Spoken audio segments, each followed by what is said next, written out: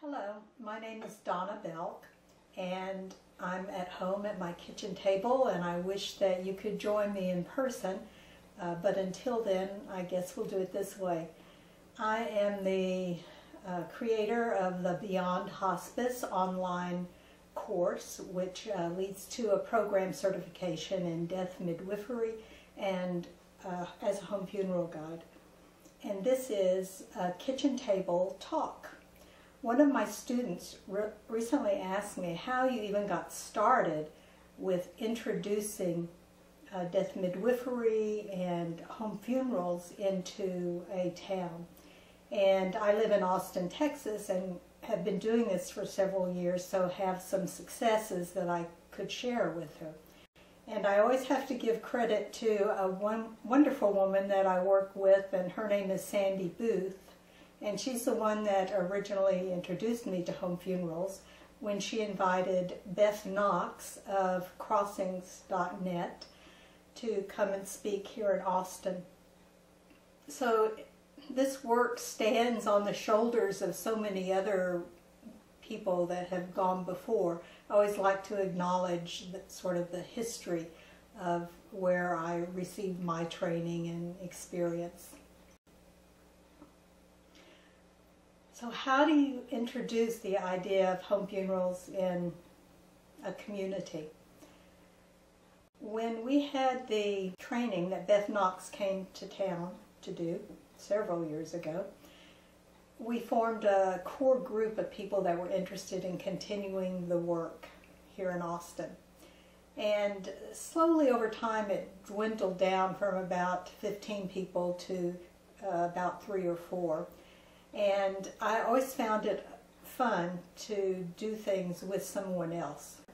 So what Sandy and I did was that we started with the local hospices, and we started with the nonprofit hospices first. And we thought that it would be a good idea to talk with the nurses, but we soon learned that the people that communicate mostly with the families are the social workers.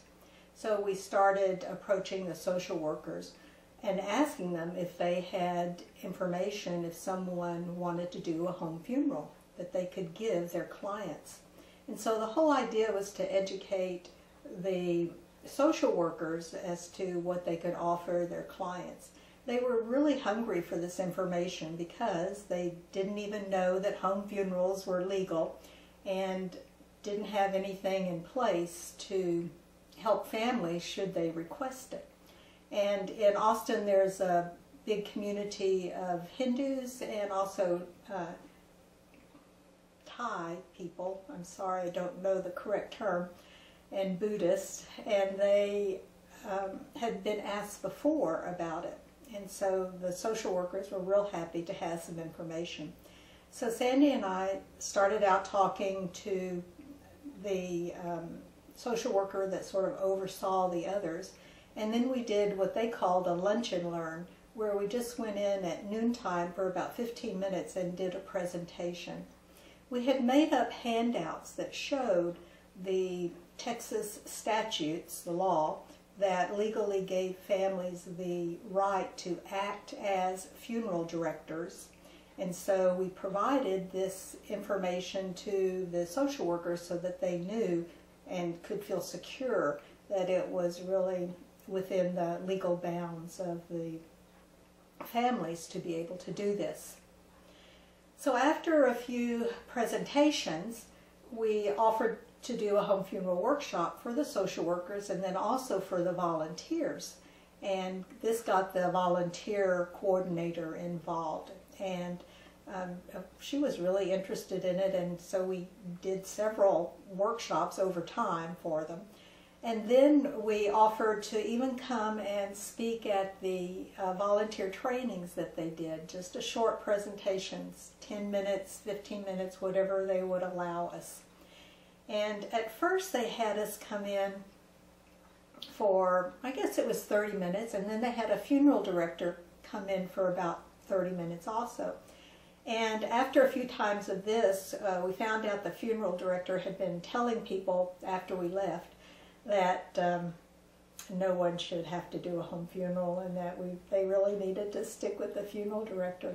But what happened was that they didn't invite the funeral director back, saying that everyone knew what a funeral was, but people were not educated about what a home funeral was, so they wanted to have us continue to speak to the volunteer trainings. And even now, to this day, we still go and do a very short presentation. Excuse me while I enjoy the perks of being at home. My second cup of the day.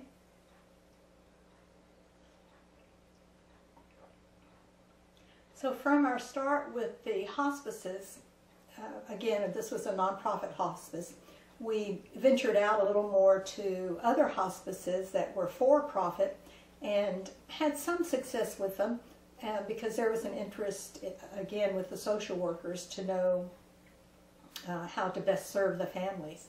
But we really had the most success with the nonprofit hospice and continue to be, as I said, a part of their organization. Also, Sandy and I became hospice volunteers so that we could sort of more fully integrate into their system, and that they were familiar with seeing our faces and knew that we could be trusted and were reliable volunteers, etc. So once we started really integrating with the hospice, then we got requests to come to speak to church groups, and which we always, no matter where it was or for how long, and even if it was just for 10 minutes, we always went and spoke. And I created a presentation of slides, PowerPoint, from some of the people that we had helped with home funerals in the area. And I always found it much more effective to be able to show a slide presentation because the pictures just say more than what I could really describe with words. I even bought one of the little presentation projectors that you hook up to your computer. I found one on Craigslist for a reasonable price, and so I had that to rely upon and took a laptop. So I did invest some money into being able to do the presentations.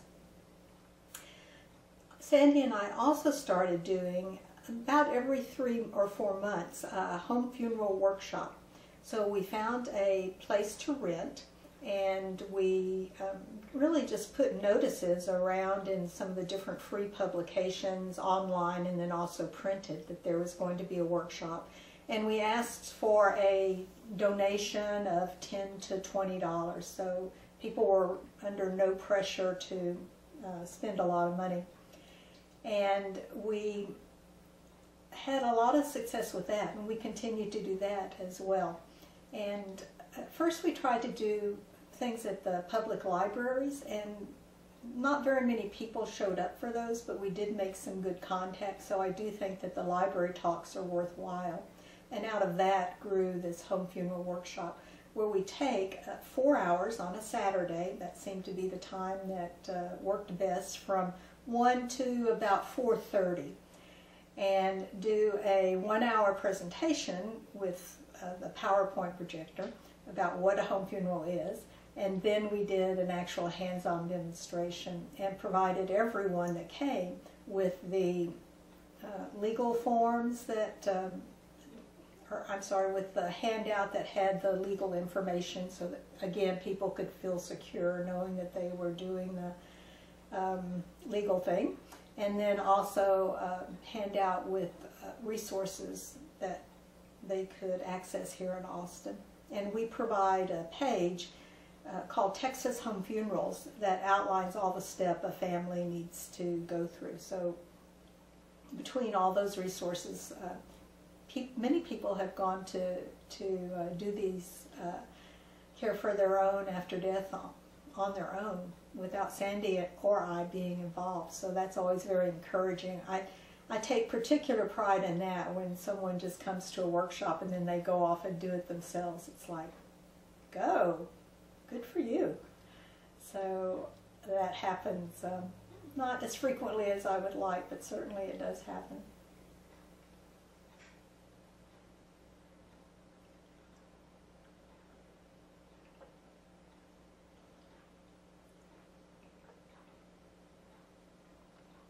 Another thing that Sandy and I did to sort of help facilitate things for families was to go down to the Department of Vital Records, and that's where the office is for submitting the certificate of death and also the death report of death. And so we went down there to just make sure that the people on the front desk, on the front line, knew that some people may be coming in to file a certificate of death, and you have things in place so that you're aware that families can do this. And of course no one was, and so we sort of started with the clerk, who brought in her supervisor, who brought in their supervisor, and finally got to the person in charge. And then after a short meeting, they researched it and found out that indeed we were telling the truth. And so they put a policy in place which educated their staff about the procedures for when a family came in. And that was real helpful. The only problem is that staff turns over, and even the supervisors turn over. So we always have to go back and educate I'd say every once a year we go back and make sure that they know who we are and they can call on us if they have questions, and that we feel secure that if a family comes in, they will be served and not turned away. Now, there's a electronic death registration is happening here in Texas, so things are a little bit up in the air right now. But again, we're pursuing that in a slow but steady manner. So I hope this gave you some beginning ideas of how to start the information of getting out about home funerals in your area. And I thank you for joining me for this little kitchen talk today, and maybe there'll be more, who knows. So thank you.